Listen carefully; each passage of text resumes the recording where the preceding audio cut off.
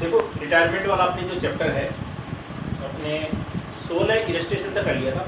आज मैं आपको बता रहा हूँ इसका 17वां इलस्ट्रेशन पेज नंबर 117 पर।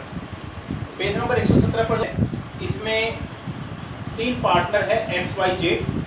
लाभानी का अनुपात नहीं दे रखा है तो लाभानी का अनुपात बराबर माना जाएगा।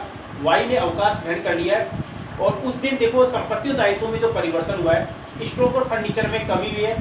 स्टॉक में 5% की तो 26,500 था तो 5% है, इसका 1,325 रुपये हो गया। डीआर साइड में दिखा देंगे। संपत्तियों में कमी होती तो डीआर साइड में दिखाते हैं। और फर्नीचर के मूल्य में 10% कमी हो रही है, इसको भी हम कहाँ दिखा देंगे? डीआर साइड में। फर्नीचर का मूल्य 5,000 था, 10% 500 रुपये डीआर साइड में दिखा देंगे। फिर देखा है कि देनदारों पर 5% संदिग्ध ऋणों के लिए प्रावधान, provision for bad debts. Liabilities है और लायबिलिटीज में वृद्धि होती तो डीआर साइड में दिखाते हैं। तो देनदार इसमें 22,500 है तो 22,500 का जो 5% है वो कितना होता है? 1,125 रुपये।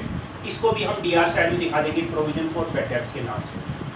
फिर देखा है कि लेनदारों के साथ में एक विवाद था, 9,050 रुपये देने पड़े, लेकिन 6,000 रुपये तो पहले से शामिल कर रखा था।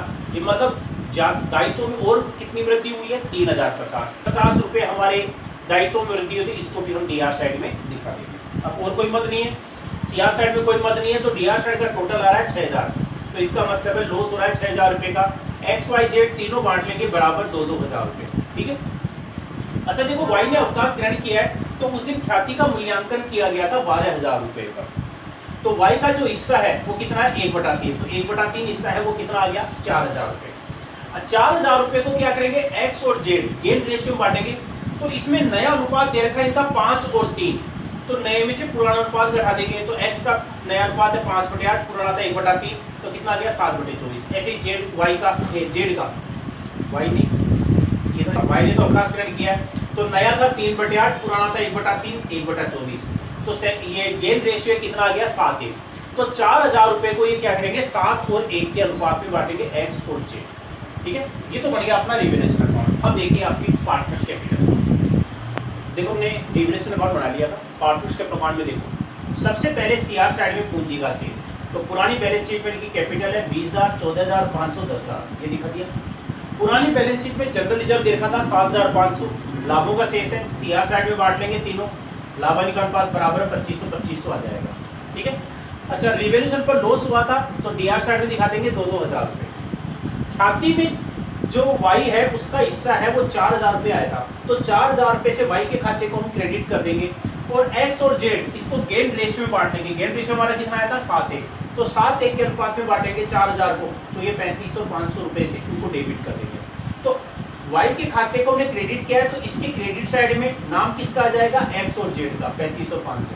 और एक्स और जेड के खाते को हमने डेबिट किया तो इनके डेबिट साइड में नाम किसका आ जाएगा? वाई का 3,500 और 500। ठीक है। अब प्रश्न में क्या दे रखा है कि y का भुगतान कर दिया जाए और x और y के द्वारा इस प्रकार से राशि लाई जाए कि उनकी पूंजी लाभ विभाजन अनुपात में हो जाए। y का भुगतान भी हो जाए और उनकी पूंजी भी नए अनुपात में हो जाए। अगर ऐसा दिया जाता है तो पहले तीनों की समायोजित पूंजी है वो कितनी होगी वो हम ज्ञात कर लेंगे। समायोजित पूंजी है वो हम कैसे ज्ञात करेंगे? सीआर साइड के टोटल में से डीआर साइड का जो टोटल है वो घटा देंगे। तो देखो इसमें x का सीआर साइड का टोटल है वो कितना आ रहा है? 22,500 और डीआर साइड का जो है कितना आ रहा है? 5,500 रुपये। ये हम इसमें से लेस कर देंगे तो ये आ गया आपके 17,000। ये तो आ गया x का। ऐसे y का देखो आपके जो टोटल है वो कितना आ रहा है? ये आ रहा है इसका 21,000 रुपये y का। और डीआर साइड में कितना आ रहा है? 2,000 रुपये। ये 2,000 रुपये हम लेस कर देंगे तो इसका बैलेंस कितना आ गया? 19,000।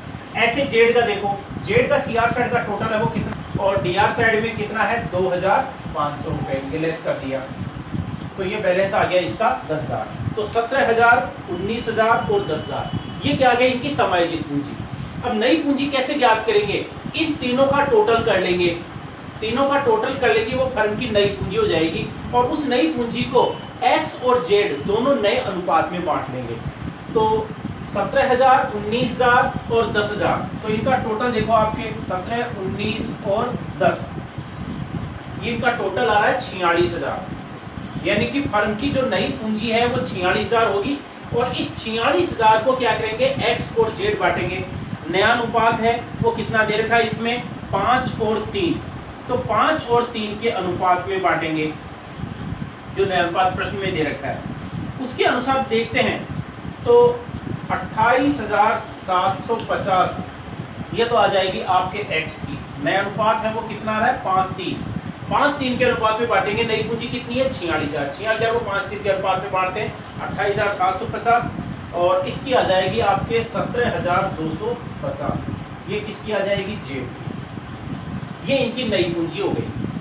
ठीक है, अब क्या करेंगे, इसका मतलब है कि y को हमारे को कितना, y की समायोजित पूंजी 19,000 आ रही थी, तो y को कितना भुगतान करना है 19,000 रुपए, तो y को हम 19,000 भुगतान कर देंगे। ठीक है, लेकिन समायोजित पूंजी का और नई पूंजी से कंपैरिजन करेंगे। तो सबसे पहले y का देख लो, टू कैश भुगतान है वो कितना कर देंगे 19,000 का भुगतान कर देंगे। तो इसका हिसाब तो अपना हो गया है, y का हम टोटल लगा देंगे। और x और z की समायोजित पूंजी हमारे को मालूम है, नई पूंजी भी हमारे को मालूम है। x की समायोजित पूंजी है 17,000 और नई पूंजी कितनी है 28,750। समायोजित पूंजी कम है तो वो कैश में लेकर आएंगे, इसमें करंट अकाउंट नहीं खोलना है। तो कितनी कम पड़ रही है देख लो, x की 17,000 इसमें से घटा दो, ये आ रही है 11,750 रुपए कम पड़ती है, तो ये पैसा लेकर आएंगे y कैश, कितना लेकर आएगा 11,750 रुपए ये लेकर आएगा।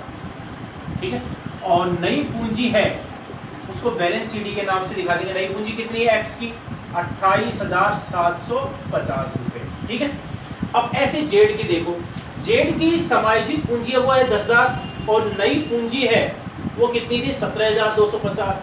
इसकी भी समायोजित पूंजी कम है, कितनी कम पड़ रही है 7,250, तो ये 7,250 रुपए लेकर आएगा।